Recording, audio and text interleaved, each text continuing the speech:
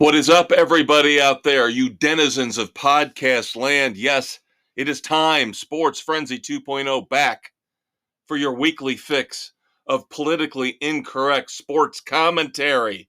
He's a conquistador, Dave Height. He's the maestro, Kevin Crane. Taping here August the 16th, 2023. This will drop tomorrow morning, the 17th. And, of course, it's that time of year where we shift the priority of the first segment. Yes. Bum, bum, bum, bum. First, we'll discuss the headlines in the NFL. We've got preseason underway, but more importantly for this week, once we get through the few transactions and issues in the NFL over the past 7 days, we will give you our full-fledged fantasy football preview. Last week, we were a little careful with what we were saying because, of course, Dave and I are in the same league. That's right. So we didn't want to give anything away, but now the draft is done. We have the draft board in front of us. We will tell you our observations. You can learn from our mistakes. You can learn from the smart things we did. Yes, it's only 8-team. It's an 8-team league. Don't judge, because after 15 years, yes, this is the 15th year of the Sports Frenzy League, I think we all know what we're doing now to a certain extent. Yeah, we've had many people rotate in and out through the years. We had a 10-team league set up at one point and people dropped out. Unreliable. This is a solid crew that can be relied upon. That has been doing this for years and years and years. So, I think, well over half of the 8 of us have won titles. Yes. Right? Yeah. So, but first, let's discuss some of the headlines that maybe impacted, maybe had an influence on some of the picks that we will discuss in a few minutes. That, of course, number one, being on draft night this past Monday. Two signings were made by running backs that were free agents. So we had Zeke Elliott sign with the Patriots. Which you wonder, now with Ezekiel Elliott coming in, does that diminish the goal line touches for one Ramondre Stevenson? Then, now you've got a full, ridiculously cramped, packed running back room with the New York Jets, the prohibitive favorites to win the Super Bowl, as Dalvin Cook opts to go with the Jets over the Dolphins, who already had a stacked running back room. Right. And even though he was a sneak peek here to our draft board, Devon A-Chain was not drafted, but I'm telling you, down the road, that kid could be a sleeper pick. I love that pick for the Dolphins, and yeah. I think that's a big reason why they gave Dalvin Cook an offer at a certain dollar amount and said, This far, no further. And the Jets said, okay, we'll pay more than that. Yep. So now they're going to have to deal with trying to trade at least one or two of the running backs in their stable. Yep. So another conundrum for New York. Yep. So, and again, whose value does that impact? Is Dalvin Cook not as valuable? Is Breece Hall not as valuable? How are they going to split the carries? Yeah. Inquiring minds in New York want to know. Yep. Now, we talked about the preseason starting up. We're through the first full week, and an amazing streak continues. The Baltimore Ravens are now 24-0 in their last 24 preseason games. My God, that's unbelievable. That's impressive. Yeah. That's ridiculous. Yeah, that's insane. You just wonder, how far can it go? Well, of course, it has not translated into much in the way of postseason success. No, not at all. But still, it's something, I don't know if it's something you can really take that much pride in. I would think it's got to be better than, although I was going to say 0-4, but the Colts famously under Peyton Manning were going 0-4 all the time in the preseason. Right. And everybody started to go, is there problems? what's going on? And then the Colts No, would blow out to a doing 12-4 record evaluations. in the regular season and be just fine. Yeah, not a big deal. Yep. Speaking of the Colts and quarterbacks, their rookie, Anthony Robinson, has been named the starter for the year over Gardner Minshew. Yep. Anthony Richardson. Or Anthony Richardson, sorry. Yep. Yeah, and I have my heard pen started to fade.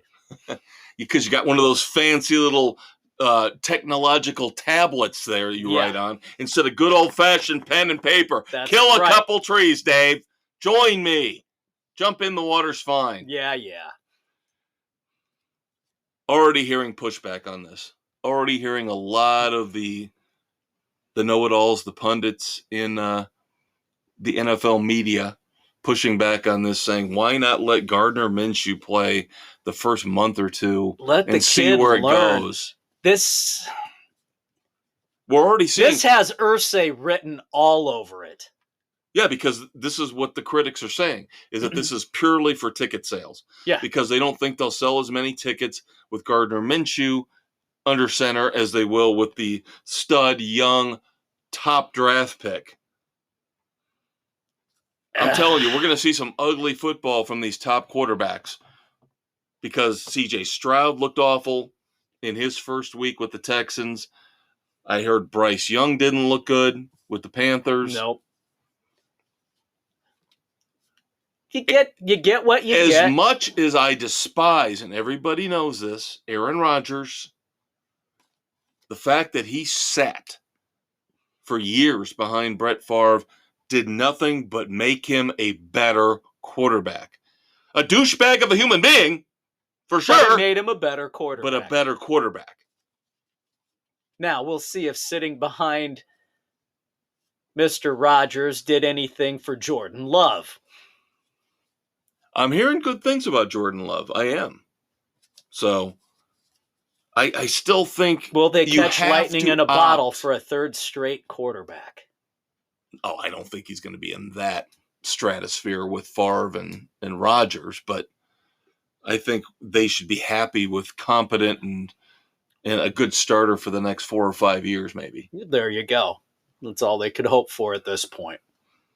But yeah, I mean, the argument will go on forever, whether to start a kid right away or to let him sit, because Peyton Manning, Troy Aikman got thrown into the fire right away. They suffered through abysmal rookie seasons. Now they're both in the Hall of Fame. So it depends on how much patience you're going to have with these kids, too. You can't just throw them into the fire and then cut bait on them after a season or two. Yeah, and that's the problem. I think it's more about our society now, in the now, instant gratification. Yeah, you have to build up to something. Yep. Of course, we can't get through the headlines in the NFL without controversy before we get to our fantasy football draft. First up, San Francisco 49ers CEO Jed York being sued for insider trading involving a college exam cheating scandal. Again with the college cheating scandals. What the hell? Yeah, basically running a company or had his fingers in the pie in a company that was basically selling test results online. Absolute stupidity. This is so damn ridiculous. This is why they're doing away with these stupid tests. Well, and the thing is, though, how many scandals involving mega rich people, in this case, of course, the CEO of the 49ers, do we have to go through? It's always the rich folks. The crypto stuff, the Ponzi schemes. Yeah, first world problems, 1% problems. Screwing everybody else. And then, of course, the big controversy of the week, which you have not been able to escape on the news for the last few days, because Hollywood is involved. There was a big hit movie involved. The Blind Side. The story of Michael Oher. Yep. The beautiful story of him as a young black man being adopted by two white parents who motivated him, who got him through college and into a successful career in the pros. Well, now we're finding out, yes, the Cinderella story. It was more like a Cinderella story with the stepmom and dad manipulating and controlling. Well, that's the one side of the That's story. one side. We will see how this plays out in the long run, kids. Yes, Michael Oher, as Dave said, is accusing the Tuohys of, number one, not adopting him, but only getting conservatorship over him. He signed the paperwork giving him conservatorship under the impression he was being adopted. Right. And that meant that they had control over his finances. And Michael Oher claims he never got any money from The Blind Side, the movie. Of course, massive hit movie with Sandra Bullock. Yeah. I believe it made about $250 million here in America, in North America. Yeah, and if he didn't get a cut of that, then there's something wrong. But now the Tuohys have come back and said, this is what he's been doing for the last handful of years. Since his career ended. This is a shakedown. He's always threatening to sue us because he wants more money. So again, he said, she said. Yep. Where does it end? Yep. And he's got a new book coming out too. I'm sure he got a healthy little advance for that one. So, being the cynical bastard that I am, probably everybody's at fault. It's some stage, at some point of the story here. They're equally culpable in this mess. Yeah, completely believe that. But let's leave the negativity behind. Oh, wait, no. It's just getting ramped up, kids. All right. So your Uncle Dave and I shifting here, trying to keep the microphone still within shouting distance as we turn behind us and look at 15 glorious rounds, or depending on who you are, maybe pathetic, halfway decent rounds of our 2023 fantasy football draft. Before you criticize, number one, it's only an 8-team league. We've already explained, a very loyal, very smart 8-team league. And number two, why did we draft so early? Because it is extremely hard for us to get these everybody 8 people together. We don't do weekends, so it's got to be Monday through Thursday in August. We got guys who have to travel as parts of their job, so we go early so we can have a later backup date if something falls through. And luckily this year it did not. So as I mentioned, we drafted this past Monday, August the 14th. Now, as I look at the board, Dave and I have already kind of discussed a little bit of how we felt about our drafts and how we felt about the draft overall. I will say this. Now we can let our secrets go. Although maybe I shouldn't let my secrets go in case somebody from work is listening. Because now they want to start a fantasy league. No, it's fine. I thought the thing that screwed me up on my team was I thought there was more running back depth than there actually was. When I did a test draft the previous weekend, I had my pick of running backs. I had Joe Mixon. I had Alexander Madison. I mean, I was rolling with the running backs because I know, I'll tell you this right now, kids, if you have a PPR league like we do, I will say I don't like the wide receiver depth at all. You better get at least one of the top 5 or 6, at least one of them, and then you better get another one in the top 20 because after that, it's trash.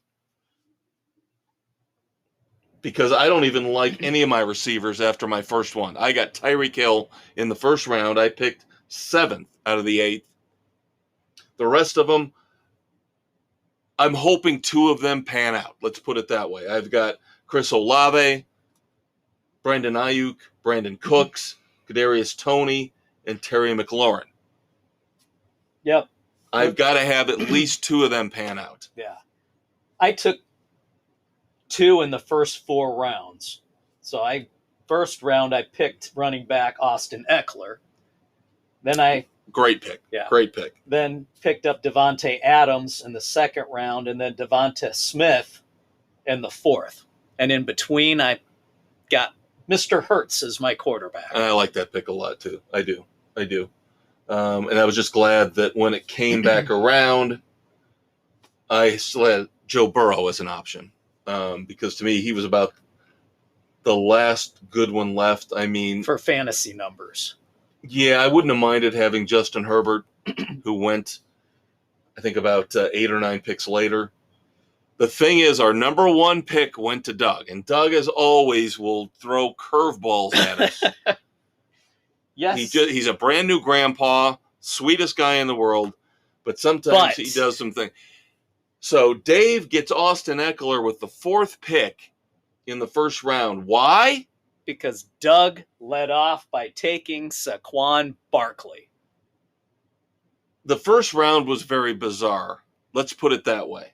Let me recap this for you, kids. And again, this is going to be another point where you are going to try to mock us. And in this case, probably should.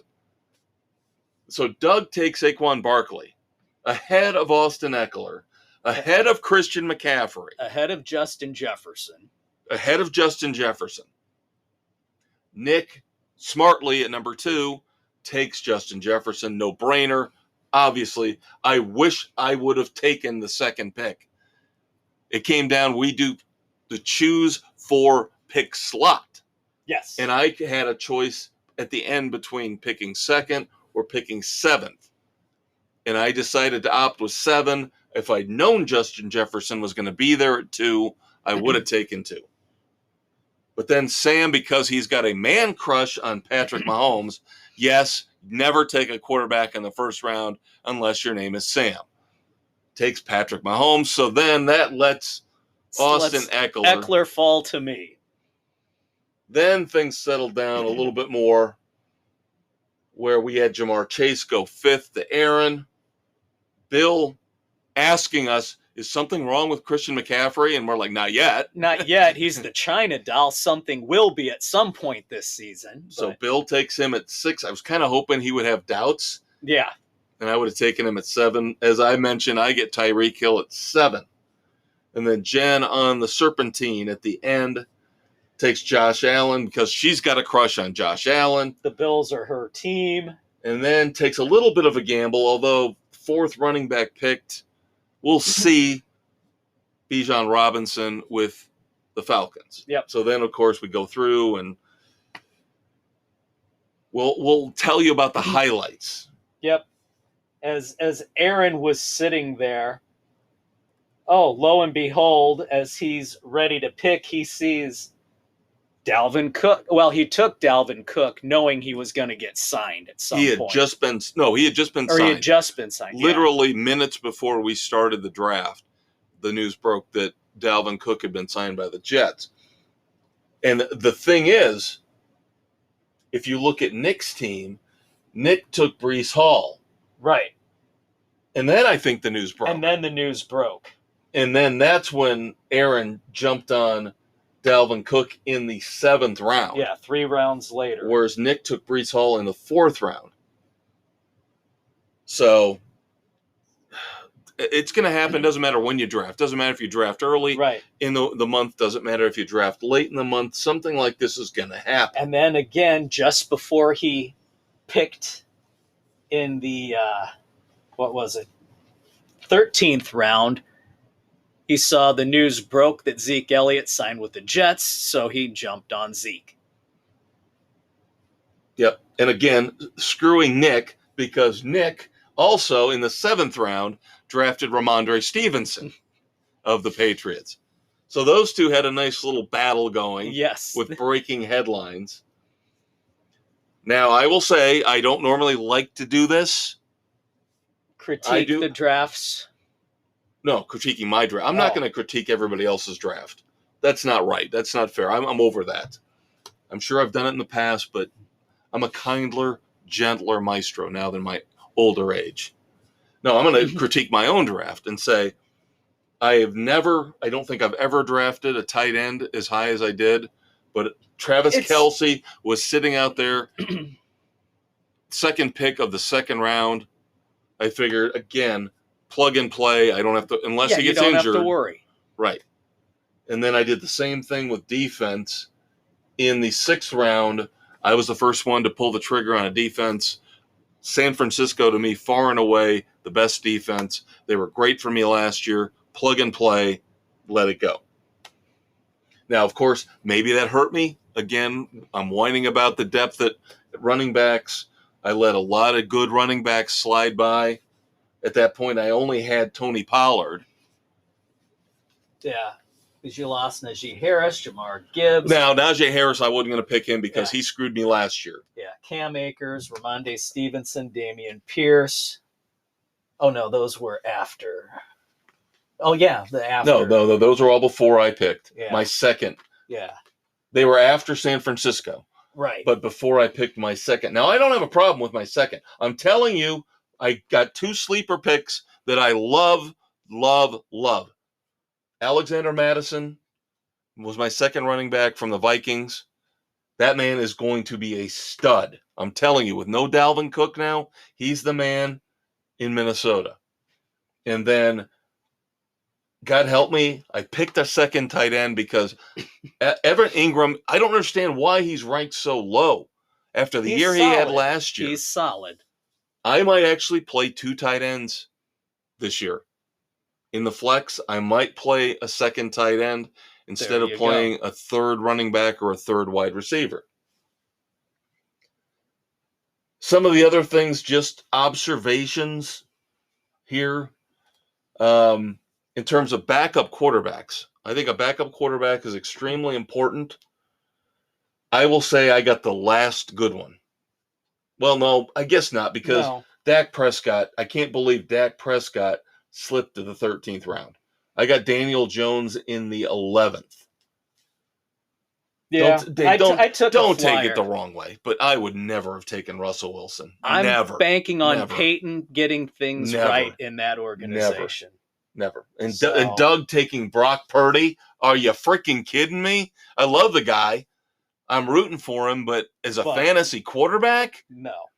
Come on. No. And then Nick, he takes the gamble on Anthony Richardson as his backup to Justin Herbert. I would never have done that. That before it was announced he was going to start. Yeah, still. Even if he'd known he was a starter, no way in hell. I would have taken Bryce Young before him. And I wouldn't really have wanted to take Bryce Young either. Yeah. Well, I've got 6 weeks to figure out who I really want, because that's what the waiver wire is all about. Yes. Yep. Yeah, you're going to try and that's why my last 3 picks was my backup quarterback, my defense, and my kicker. And that's the way you should do it. That's the way you should do it. Yes, I know I jumped the gun early on the defense, but that let me open up everything else for the rest of my draft. I didn't have to worry about it. Even taking a kicker in the 13th round, little early, but I just didn't like anything that was left on the board. So why not take the third or fourth best kicker? Yeah. Who took Justin Tucker went in the 9th? Yeah. As the first kicker, and then Tyler Bill in the same round later on.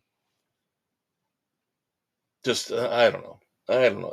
Here's the thing: everybody's going to have their personal preferences in 2 ways. Number one, players they just like, which they should never draft in fantasy football.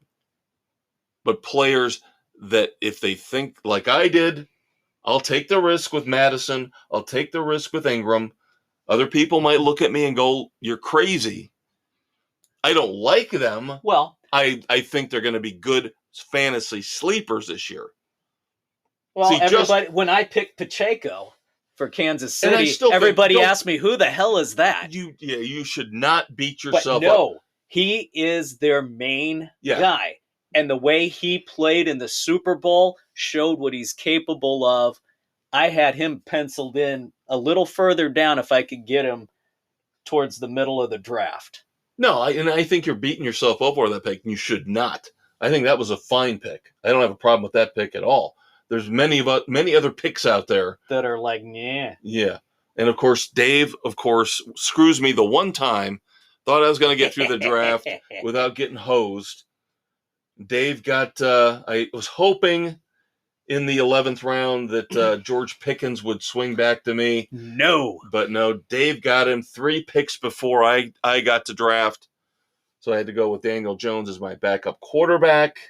I think George Pickens is an awesome pick. I didn't understand why Aaron, of all people, who has a bunch of fantasy teams, and does a bunch of drafts, took Deontay Johnson over George Pickens. That boggled my mind. Yeah, I think Pickens has got a much better chance of succeeding with Kenny Pickett over Deontay Johnson. But, all right, kids, there you go.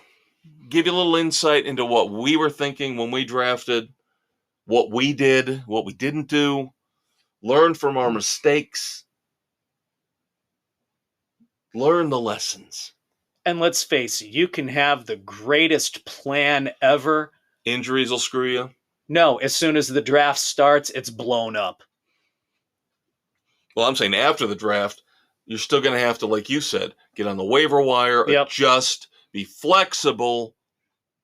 If somebody sucks through 3 or 4 weeks, there's a lot of people are going to say, no, stick with them. No, cut them. Cut them. Cut bait. If there's somebody out there you can get who's better, take the hot hand. Do it. Do not gamble on somebody bouncing back in the second half of the season. That's not going to happen.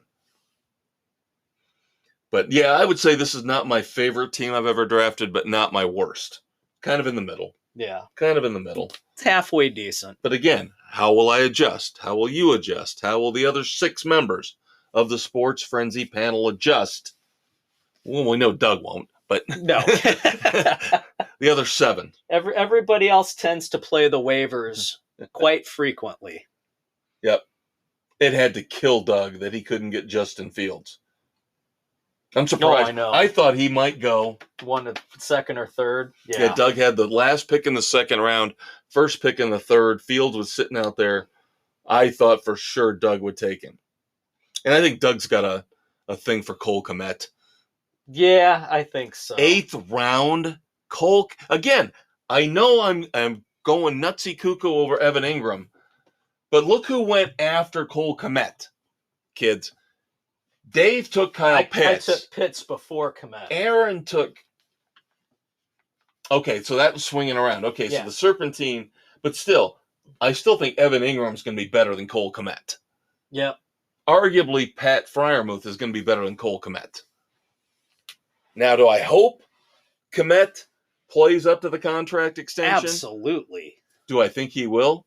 No. Jury's out. No, I don't think so. All right, kids. Again, hope you enjoyed it. We've got plenty of other sports topics to get to, so segment 1 is over. Stay tuned. Segment 2 coming up after this quick little break. Feeling mildly fatigued? Need a day off even if you just took one a few days ago? Make $30 million a year but just don't want to work for it? You need to join the NBA Load Management Club right now. When they're not napping or texting, guest lecturers Anthony Davis and Kyrie Irving will describe foolproof ways to earn tens of thousands of dollars by not doing anything.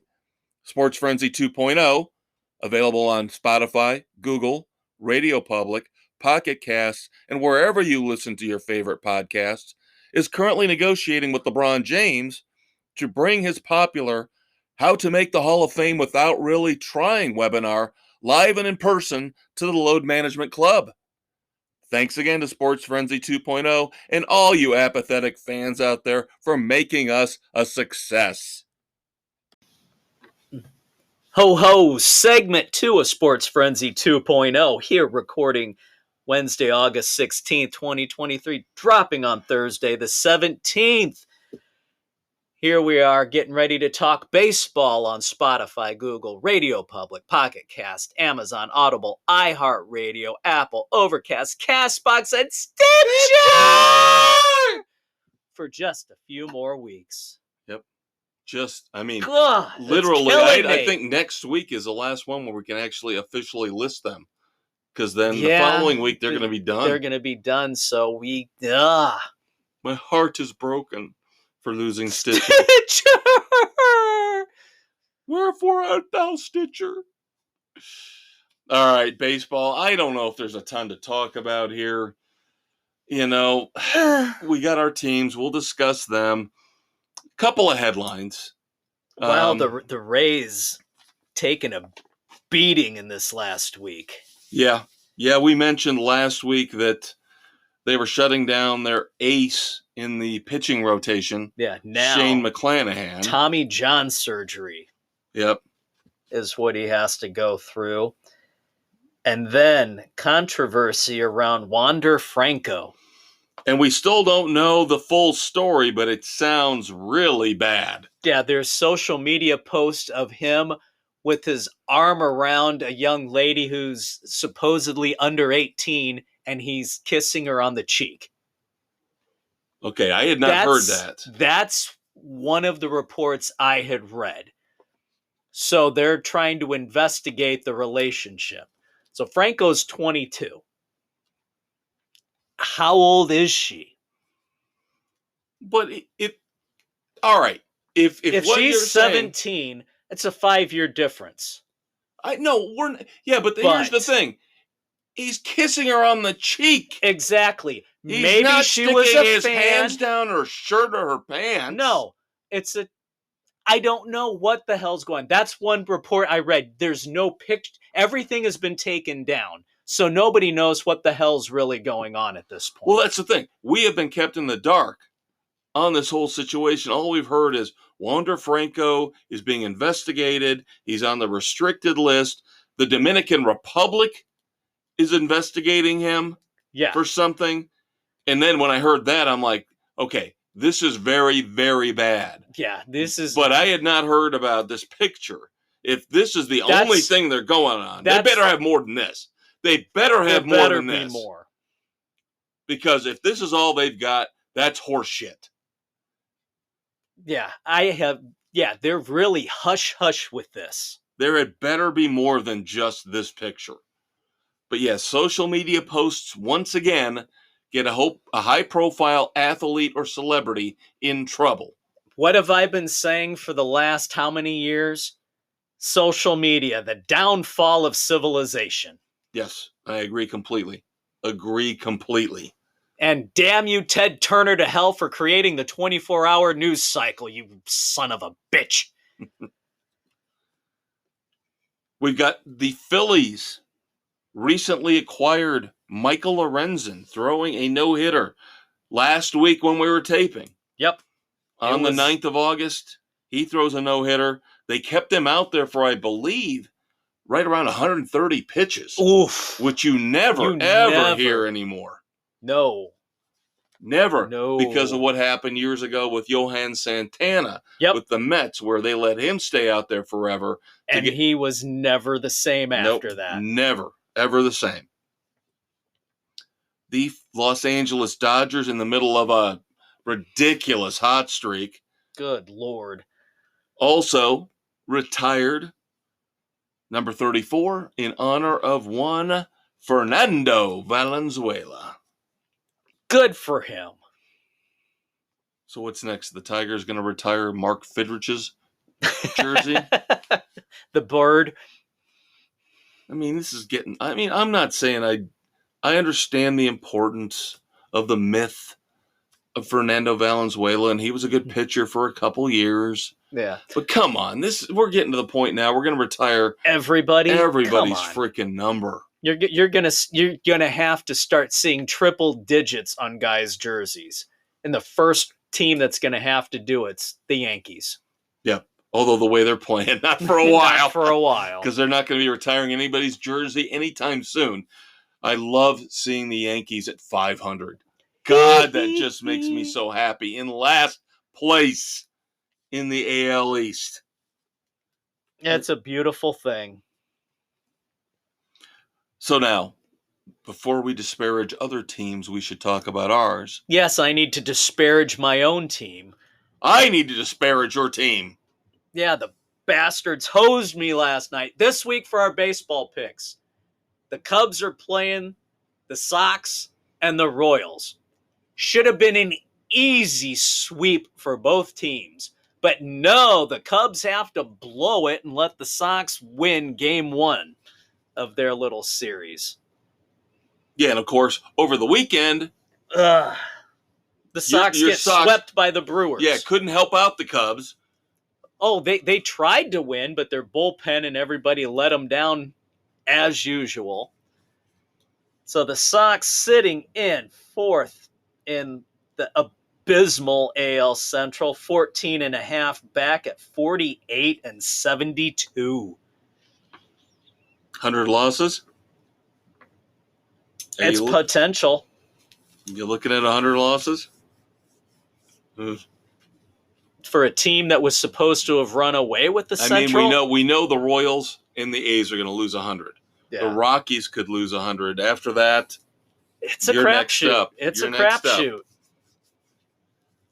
But again, once we get into September, they've altered the schedule, but not enough to the point where you're still going to play teams in your own division. Yeah, we got one bright spot going right now. Luis Roberts sitting 4th in the home run chase with 32, behind overall Matt Olson. Yeah, Olson overall. First. Yeah, Olson first. For Atlanta's got 43. Ohtani's at 42. Right. So, and Robert got off to a slow start. Yeah, the Cubs kind of not scuffling right now, but playing 500 ball over the last week or so, which is fine. They were on a road trip. They won 2 out of 3 in Toronto, but then before that lost 2 out of 3 to the Mets. How do you do that? But then, of course, as you mentioned, they come home and they get beat first game out by the White Sox. So as we tape, the Cubs are at 61 and 58. Tied for second with the Reds in the NL Central. Not much better than the AL Central. No. 3.5 games behind the Brewers. 1 game, more importantly, behind the Miami Marlins for that final wild card spot, which just a few short days ago they had. The dog days of summer. And now, of course, Stroman had a setback. Yep, soft cartilage issue in his ribs. They better not re-sign him. This is exactly what I expected from Stroman.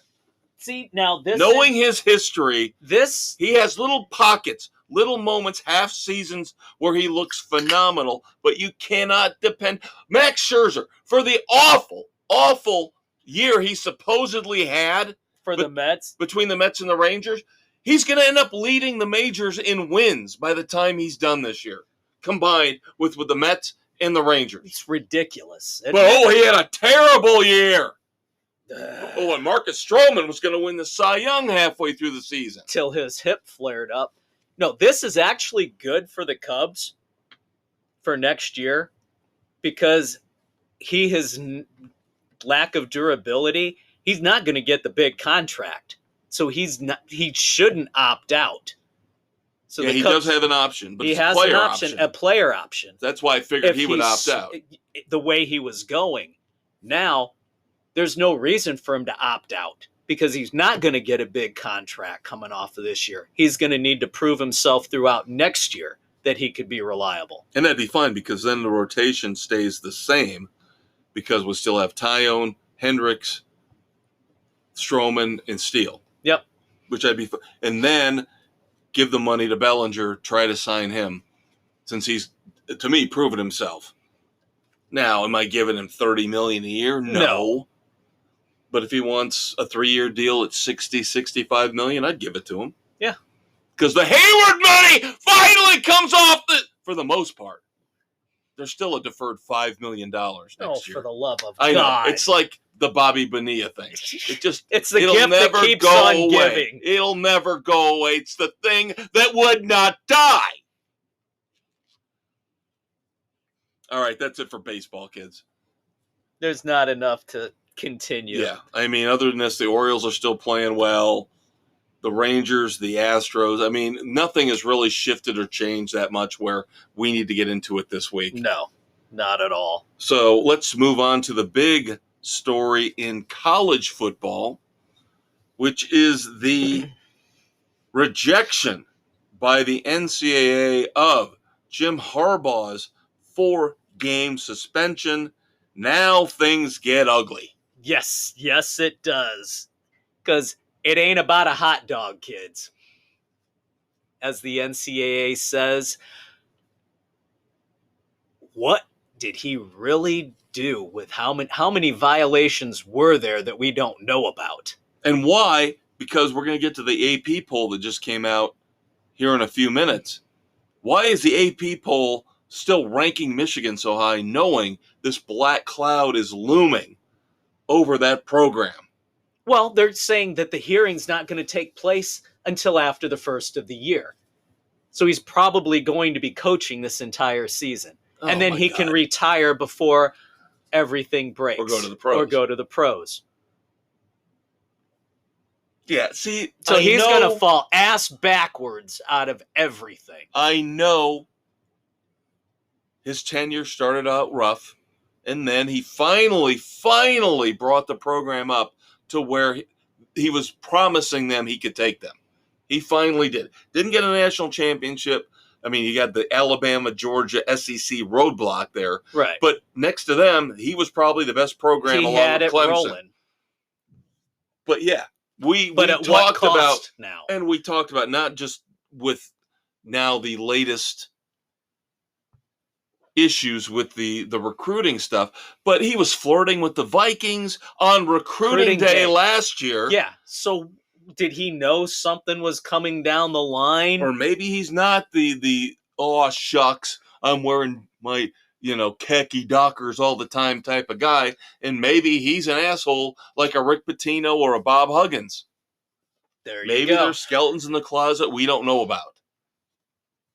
But you're right. He's got a golden parachute. Yeah. Especially if, like you said, if the hearing's going to be delayed throughout the entire season, he can bail after this year, go to the pros. Somebody will be desperate enough to throw money at him and take him in the NFL. You know damn well. Yeah, somebody's going to jump on it. Yeah. Who knows? Could be the Bears. Could be the Bears. God. If Eberflus sucks this year with his non-personality and the lack of enthusiasm and excitement he brings to that program with the Bears. I could see Irsay pulling the trigger to try and get him too. But after 1 year, even Irsay, I don't see Irsay firing. It would have to be an awful. I mean, they'd have to go like 1-16, and I don't think that's going to happen. You brought in the hot young offensive coordinator from the Eagles, Steichen. I don't see. It's just bad timing. We see it all the time. It's bad timing. Yes, I agree. Irsay would be the first one to be salivating at the idea of having Harbaugh. It's bad timing, though, for him. Yeah. It's better timing for the Bears. Just saying.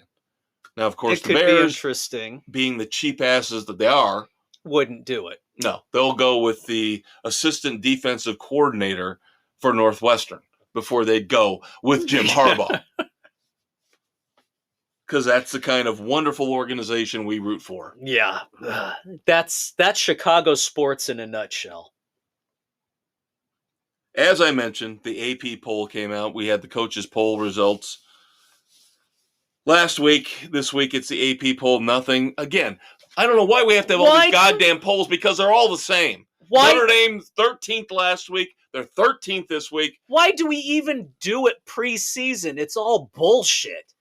There should be no polls until you're 5 weeks into the season where you see how everybody's performing after the cupcake games are over and you're starting to get into actual conference games. Yeah, I agree. I'm to the point where and now they're talking about we're going to have to revamp the playoffs. They're getting together in 2 weeks. We haven't even gotten to the 12 team yet. How are you going to do this? That's what they're saying. Now, with this meeting in 2 weeks and with the imminent collapse of the Pac-12, Because right now, the pattern that they had agreed upon, they can still tweak it. That's what this meeting's about.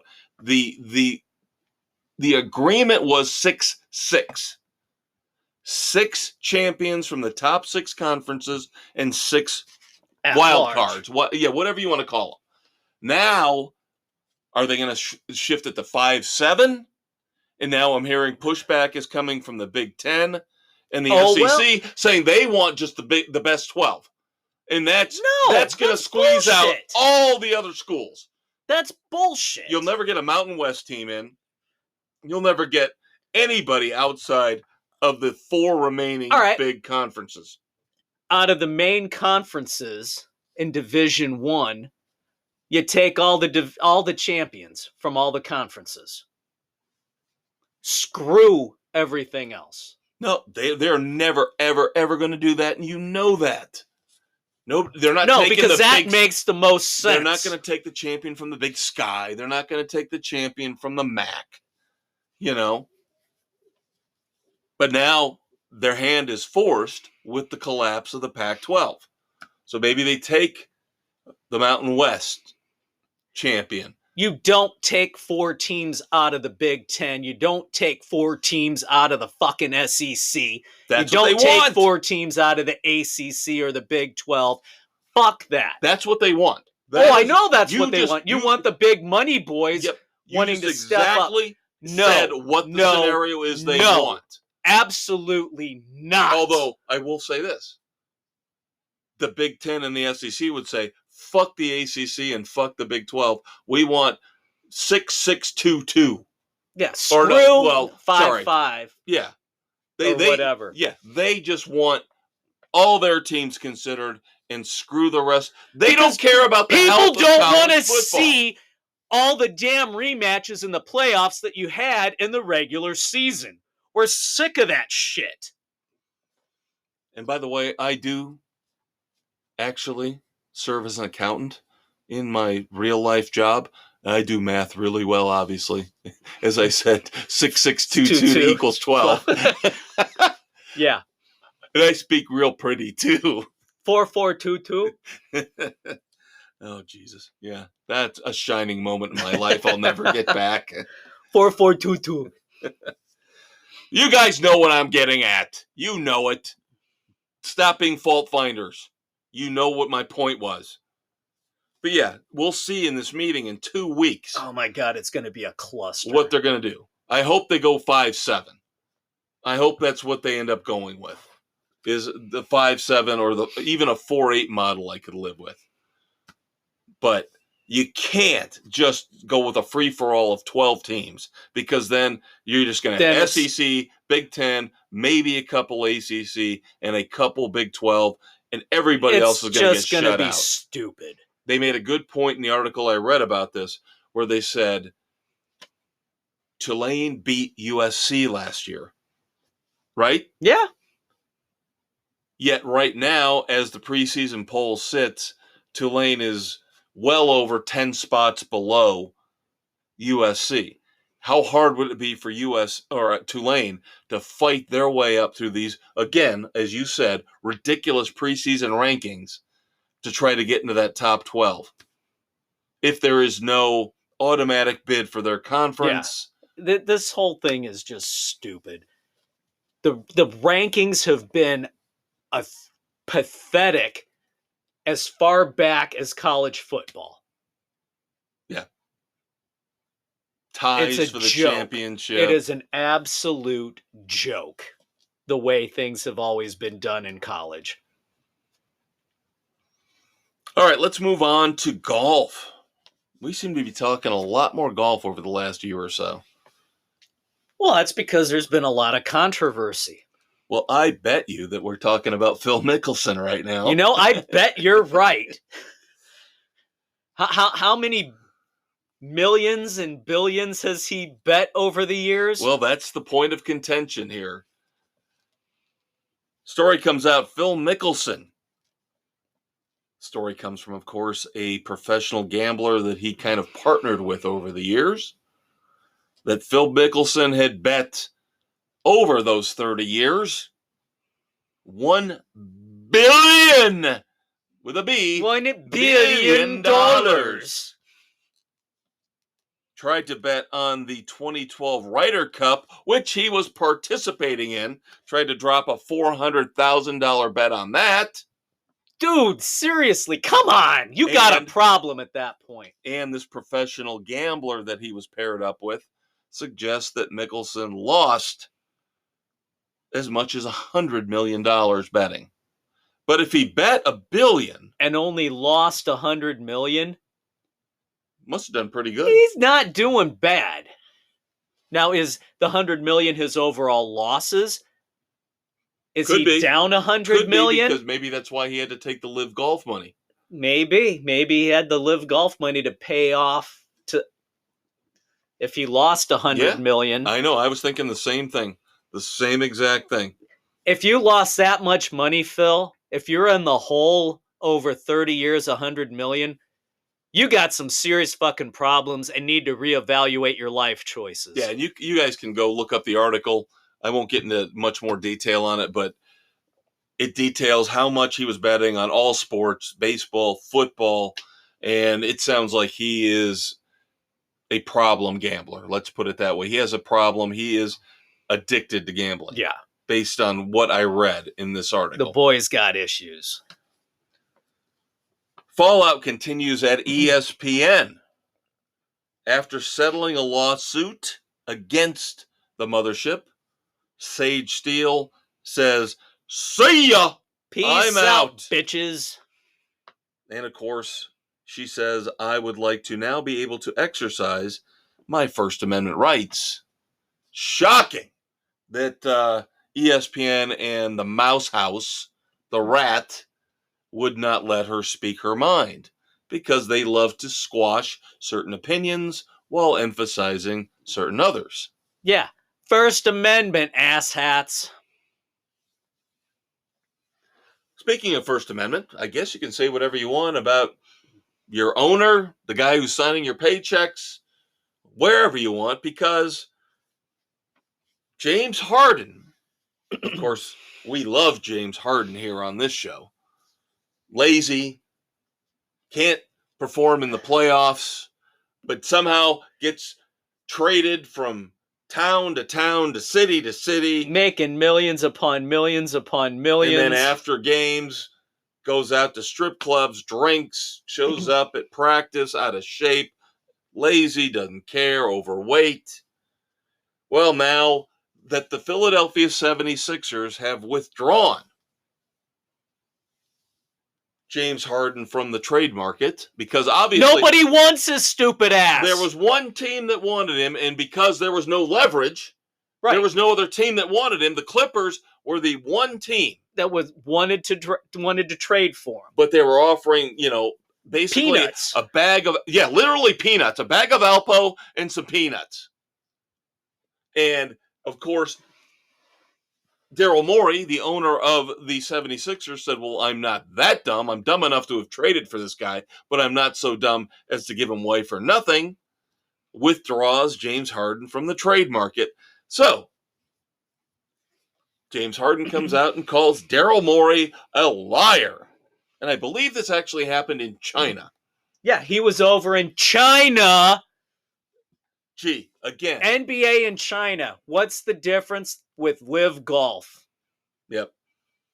So James Harden. He has nobody to blame but himself for being lazy, underperforming, and greedy. Nobody wants to deal with this headache. And the really sad thing is, he's going to go in the Hall of Fame. God. Basically a compiler. Basically a stats compiler. Yeah. No championships, no legendary playoff performances or appearances. Nope, just compiling stats. Yep. By hanging around, just being mediocre. Again, a compiler. Yeah. Started out great, and then, I'm so good, I don't have to do anything. So, they talk about baseball, the Baseball Hall of Fame having a separate branch for the steroid users. Basketball should have a separate branch in the Hall of Fame for James Harden and Russell Westbrook and Damian Lillard. Put those guys in a separate Hall of Fame apart from Michael Jordan, LeBron James, Kobe Bryant, Wilt Chamberlain, Dr. J. They don't belong in the same Hall of Fame. No. Larry Bird, Magic Johnson, they don't belong with those players. Not even close. But they're all going to get in the Hall of Fame because they're compilers. They couldn't carry the aforementioned jock straps. But again, this is the game that basketball, professional basketball, has now become. All right, so I haven't done a Clint Eastwood badass in a while in sports. I found one this week to close out segment 2. All right, do tell. Somebody who I kind of think we've, in a way, modeled our podcast after. Now, when we started on cable access, we were kind of modeling ourselves after the sports reporters and Saturday Night Live. We had an opening comedy skit, and then we would go straight into the sports discussion. Yeah. Now, as we've evolved over the years and added a little bit more racy behavior and language, we've lost the ability to do our fun little skits that were the highlight of the show. Right now, as podcasting has become big, I like to think maybe we're a little bit like Barstool Sports. So, of course, the man who founded Barstool Sports is one Dave Portnoy. Dave Portnoy is controversial, to say the least. A little bit rude, a little bit crude. That's why we like him. He sold Barstool Sports a while back. Yes, I remember. For $551 million. Okay? Now, that in and of itself could make him a badass. Dude. A Clint Eastwood badass. But it gets better. There's more. Recently. This is brilliant. Recently, he bought back his brainchild, Barstool Sports. He got it back, claiming he will never let it go again. Do you want to know how much he paid to get it back, kids, after selling it for $551 million? $1 fucking dollar. 4 quarters. You want to talk about a badass? You can hate him. You can love him. You got to respect the hell out of the business acumen on this one. So Dave Portnoy is my sports Clint Eastwood badass of the week. Good call. All right, 2 segments down, 1 left. Of course, NASCAR coming up. Then, of course, we've got moments of silence and some dumbasses. Yep. So, of course, as always, after a quick promo break, Dave and I will be back to wrap up yet another wonderful extravaganza, this week's Sports Frenzy 2.0. We'll be right back. Are you having trouble falling asleep behind the wheel of your expensive SUV? Are you finding difficulty in avoiding golf clubs thrown at you by your angry wife as you pull out of the driveway? Sign up today for the Tiger Woods Driving School, sponsored by Sports Frenzy 2.0. We'll show you how to text ladies of the night while still driving effectively in the wee hours of the morning. We'll also teach you how to ditch a suspicious backpack when you end up driving into a ditch. Check out Sports Frenzy 2.0 on Spotify, Google, Radio Public, Pocket Cast, wherever you listen to your favorite podcasts, for updates on our latest classes, including how to curse and swear in front of uptight golf fans and their children and still be adored by millions. The Tiger Woods Driving School. It's great! All right, kids, it's time for the third and final segment. Yes, I know you're heartbroken that the latest weekly episode of Sports Frenzy 2.0 is coming to an end here within the next 20 to 30 minutes. But life is full of disappointments. Yes, it is. Just ask Chase Elliott. Just ask us for picking A.J. Allmendinger. Fuck you, Allmendinger, you dipshit! He acted like he didn't even care. I watched the first half of the race. He didn't qualify well. We're talking, of course, about last weekend's race at the Indianapolis Road Course, where Dave and I agreed we thought A.J. Allmendinger, previous winner there. Yeah, was going to give it his all to sneak in to the chase. Yeah. Nope. Nothing. Terrible effort. Didn't act like he cared. Spun out halfway through the race. Put himself in the back of the pack. A miserable, miserable effort from him. Absolutely miserable. Absolutely freaking pathetic. And now he has to win. Because he had a shot at getting in on points if he'd put out a really good performance and picked up some stage points at Indy. Now he's so far back. He was a useless piece of garbage. He's going to have to win at Watkins Glen. And there's no way in hell I'm trusting him after that awful performance. No.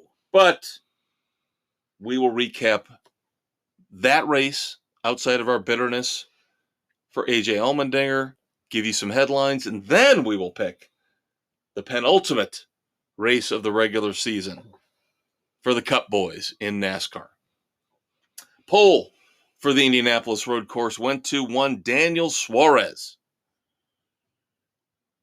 But in the end, the dominant driver was not Tyler Reddick, was not Chase Elliott, was not Daniel Suarez, was not SVG from down under.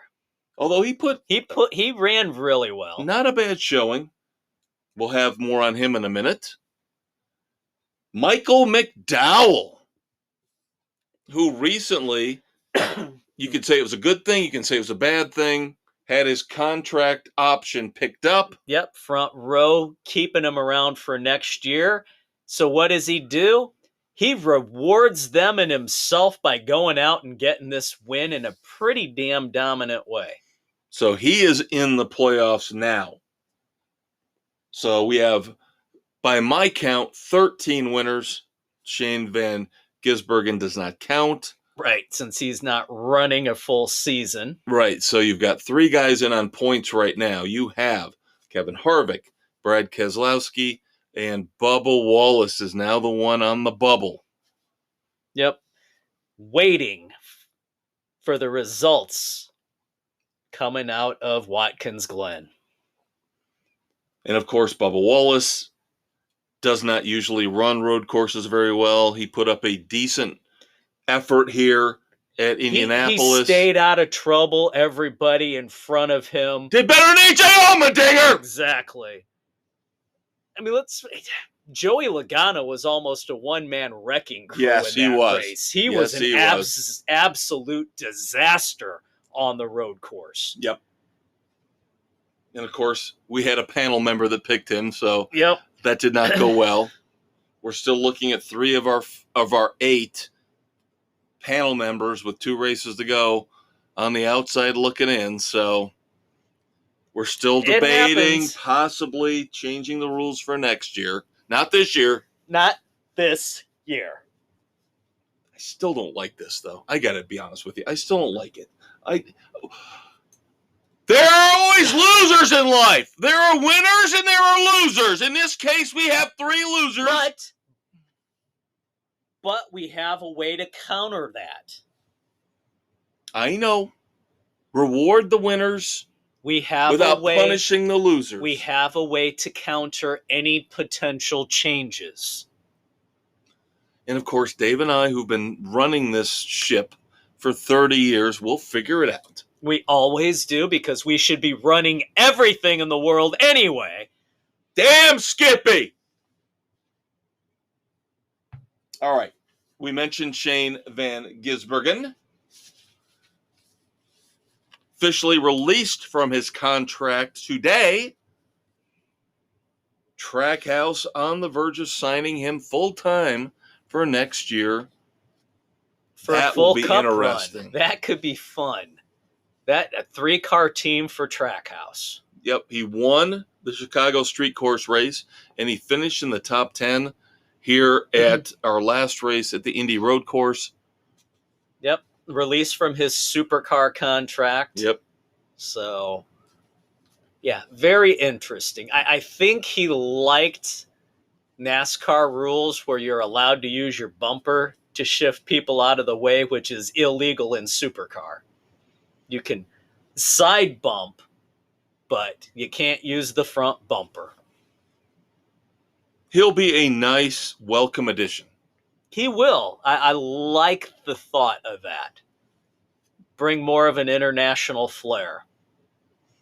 And already he's shown a better level of success than a lot of guys who've got full-time rides in the Cup Series right now.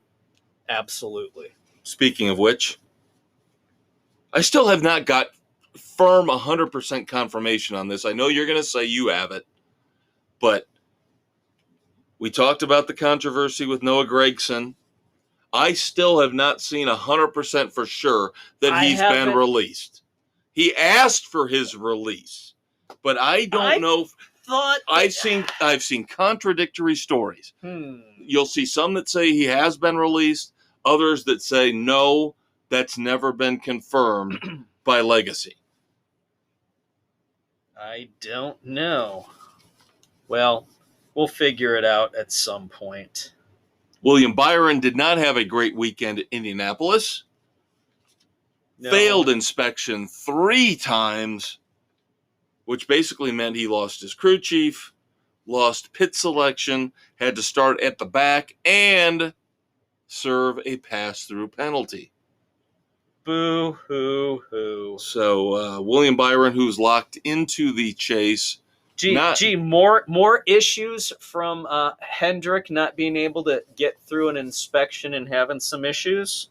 Well, they've got enough to worry about with the fact that Bowman and Elliott are basically in win and get in situations. You know. So who are they going to put the emphasis towards? 2 races left. Kevin Harvick says he's been racing with broken ribs for quite a while. Yes, I heard that report. Explains some of the subpar drives that he's had. But I think this week, if math serves me right, of course I screwed up the math in the college football segment completely. 6,622 equal 12.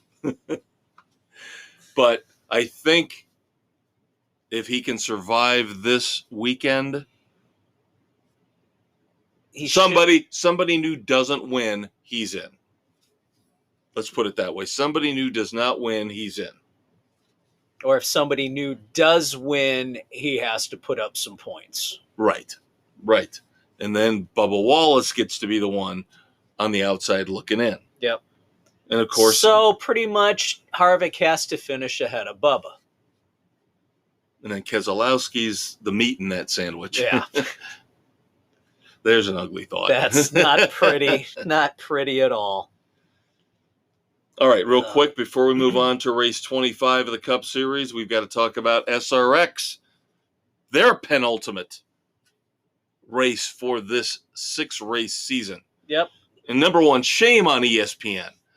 I just knew the rat would find a way to F it up.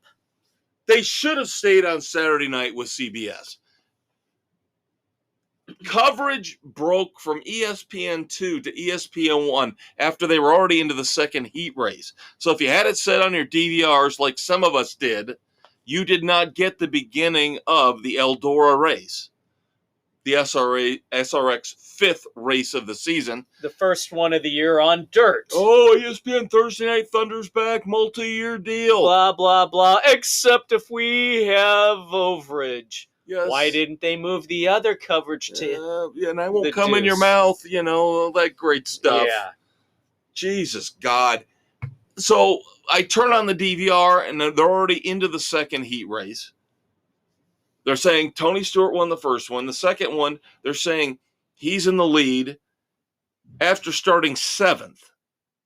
And I'm like, wait a minute. That doesn't make any sense. 12 cars in the field. How can he's supposed to go to the back in the second heat if he won the first? Well, it turns out, again, we missed the fact that 5 cars wrecked out, so 7th was last for the second heat. Great. Thanks for letting us see it, rats.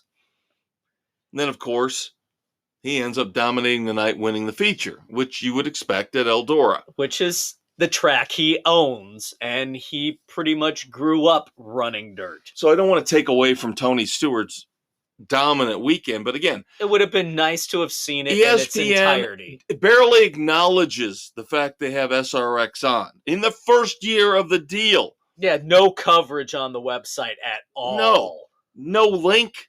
Nothing. It's a shameful way to run your business. You are supposed to cover all sports. I would think especially ones that you have on your main channel when you're not preempting it for, I think, maybe it was a Little League World Series. I don't know.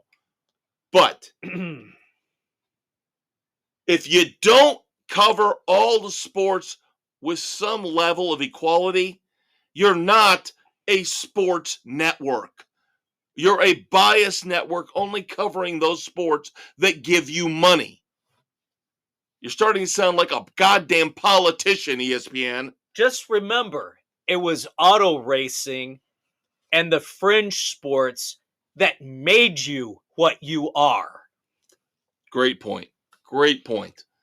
Back in the day, pickleball would have been a featured sport on ESPN. Yeah.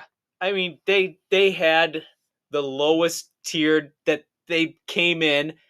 Great coverage of highlights that they were able to get of everything. People would watch. I would watch Sports Center on a loop.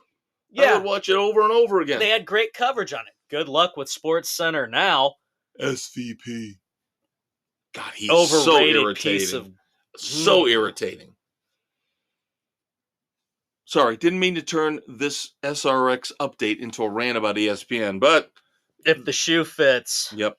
So let's move on. Finally to race 25. This Sunday, August the 20th, 2023. Go bowling at the Glen. Watkins Glen. A pretty fast road course. Yep. Lots of sweeping turns and straights, and it's a fun little track. You and I and Mrs. C, we have all 8 picks in, by the way, looking at the man who needs this win the most. The man who finished second at Indy. Don't know if I can call him the road course ringer now in NASCAR. I think Tyler Reddick might have taken that crown from him. Potentially, we'll have to see. But, yes, we're speaking of the most popular driver in NASCAR. And arguably this year the biggest dumbass. Yeah. Oh, I broke my leg snowboarding. We're going with Chase Elliott. Yep, Chase Elliott for Kev, Dave, and Jen. Gee, if he wins, we get a discount on stuff at Hooters, right? I think we do. Don't we? Don't we get like a free bloomin' onion? Or oh no, that's Kevin Harvick and Outback. Never mind. No, there's some deal they have. We'll have to investigate. One of the waitresses flashes her boobs or something. I think she puts her shirt over your head for a motorboat. Oh Lord.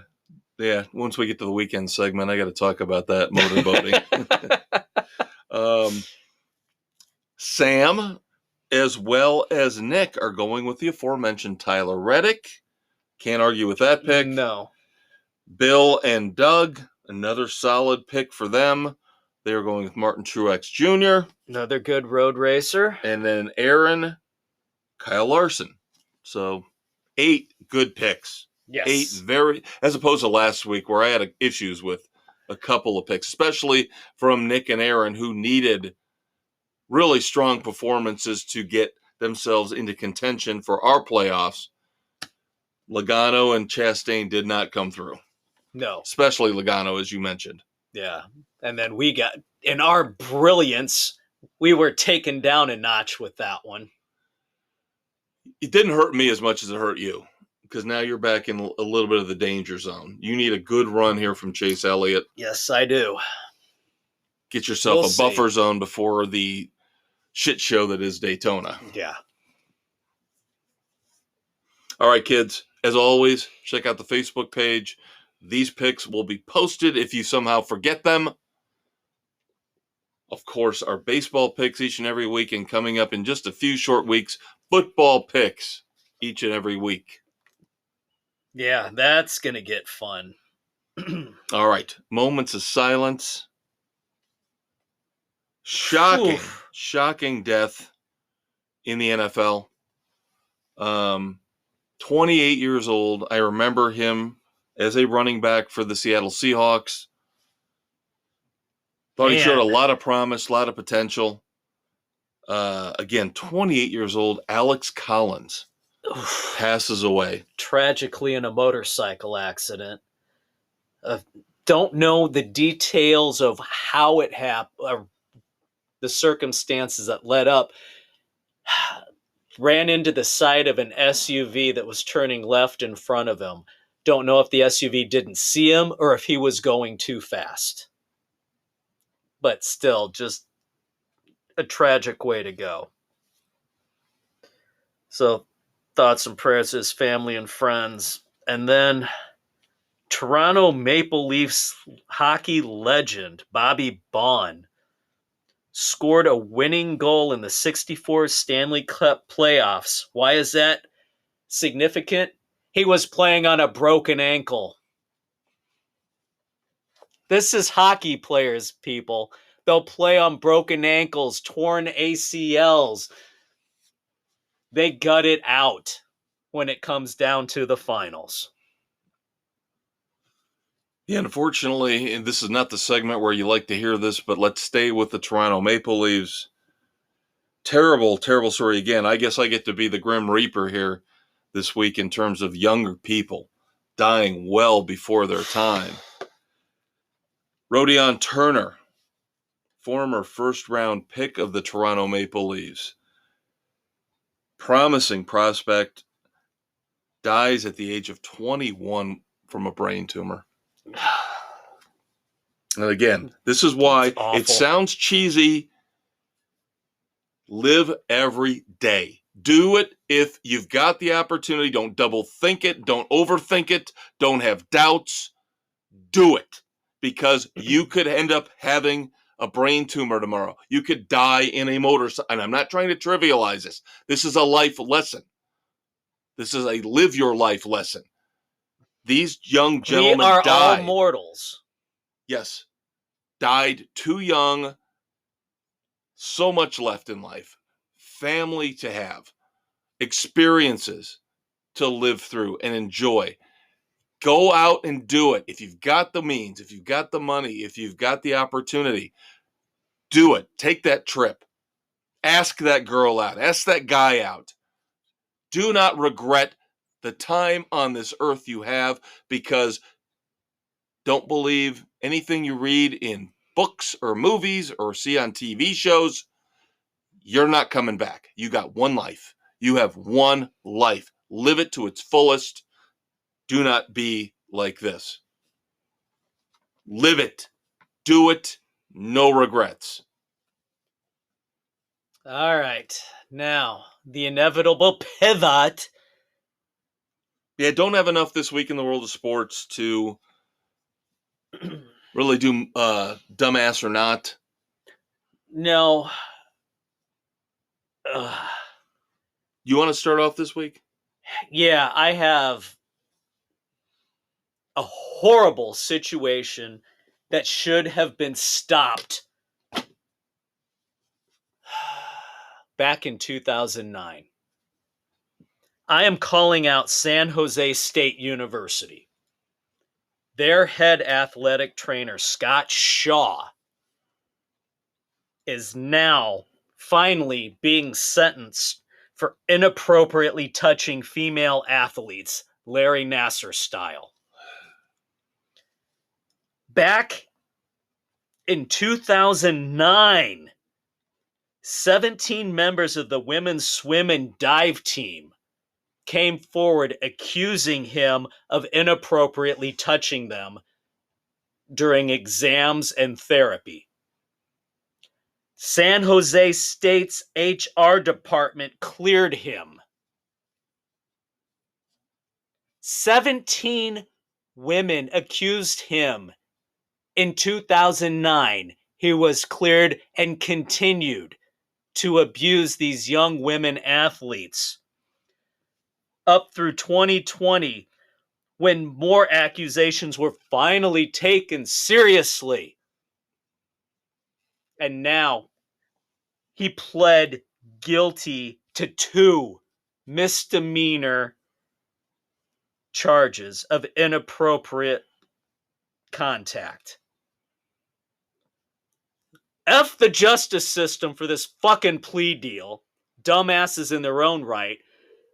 But San Jose State should be frickin' ashamed of themselves for letting this guy continue on for as long as he did. Inexcusable. I'm so tired of hearing these stories. I am so tired of hearing these stories. Assholes in power get to do whatever the hell they want. It's just weak men. It's what it is. Larry Nassar, this guy, serial killer out in the New Jersey area, taking advantage of women, weak, pathetic little men. Sometimes it makes you want to go back to the old days where they would round up these guys. Frontier justice? Yeah. Where you drag them behind the horses? Go back to the medieval times. Oh, but no, you get in times. trouble for saying that, like the country started we talked about. Let's go back to drawn quarter people. Yeah. Who was it, the country star we talked about? Alvin. That had the song, You Can't Do That in a Small Town? Try that in a small town. Yeah. There is something to that sentiment. I'm sorry, it's not racist. Because we're talking about 3 white guys here. Yeah. There is something to be said. Because if you're going to defund the police, if you're going to criticize the police, take all their power away, what other option do you have other than the citizenry to take care of themselves? Oh, wait a minute. The Supreme Court and the government is going to come after me for saying that. Yeah, well then how about you step up and protect the people from the criminals? Yeah, instead of protecting the criminals. Letting criminals walk into stores out on the West Coast and take $200,000, $300,000 in merchandise in organized... because we can't charge one person if they take less than $900.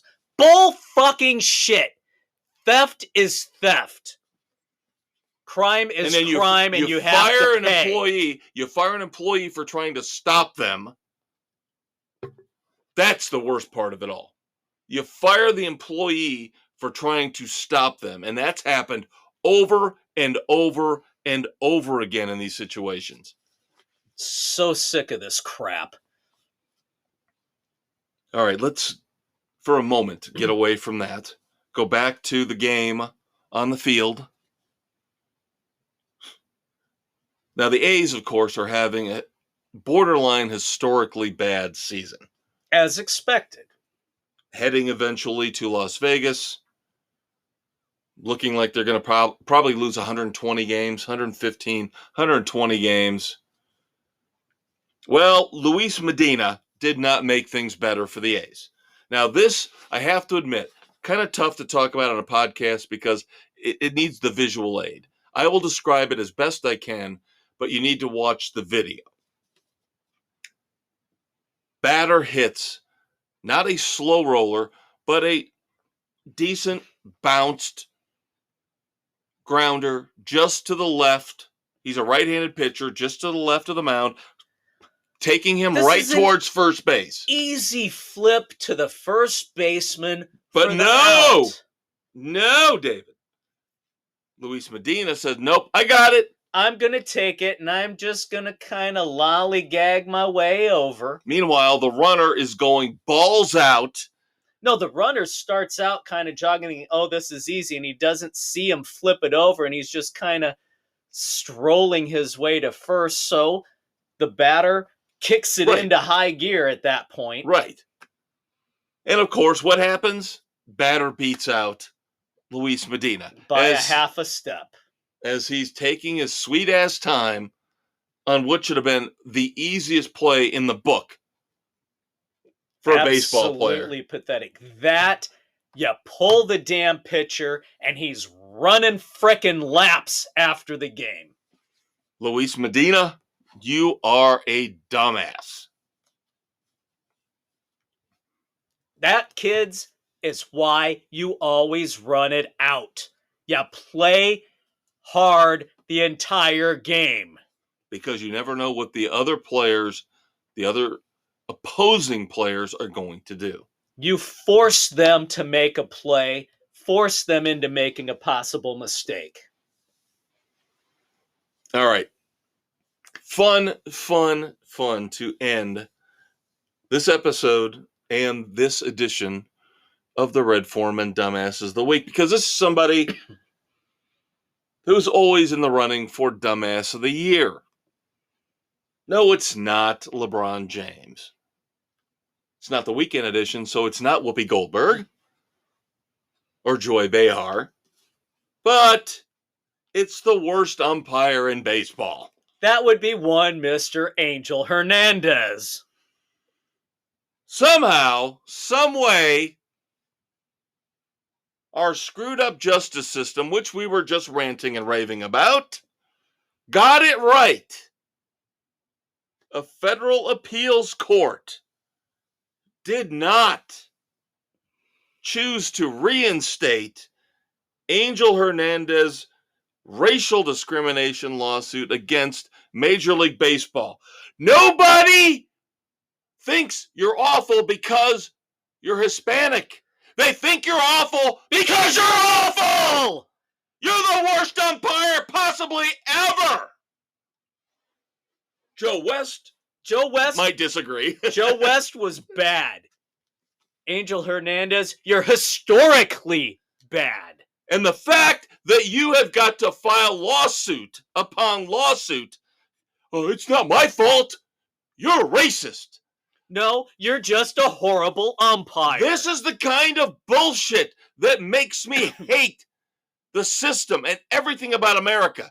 When this idiot, who we all know as baseball fans, is inept beyond belief, files a lawsuit to say it's not my fault. You're blaming me because of my skin color or my heritage. God! Take responsibility for your own ineptitude. You, Angel Hernandez, are now getting a boarding pass. You are in the lobby, waiting to board the Sports Frenzy plane of doom. Own up to the fact that you suck as an umpire. We had you on standby before. You have gotten the boarding pass now. You are waiting to get on to the plane. Whoopi Goldberg waiting there for you with a little tray of cookies and maybe... She's in first class. Yeah. They've already boarded. Yeah, she's strapped in, believe me. She's chains. She's chained into her chair. She ain't going anywhere. She's going to have to she'll personally have to bankroll this show in order for her to get off the plane of doom. Yes, we accept bribery. It's got to make it worth our while. All right. We're wrapping up. Don't forget the weekend edition. More concert reviews. We're still in the midst of August of rock and roll, the Festival of Rock. 3 concerts coming up here this week, which we'll have for you next week. Yep. But that doesn't mean we didn't go to one last weekend.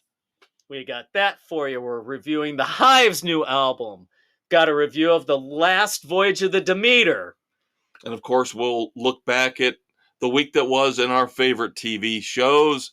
So do not miss a weekend edition, your Saturday morning hangover cure. He's Dave. He's Kev. We will check you out here for sports next week in 7 days. Until then, see ya.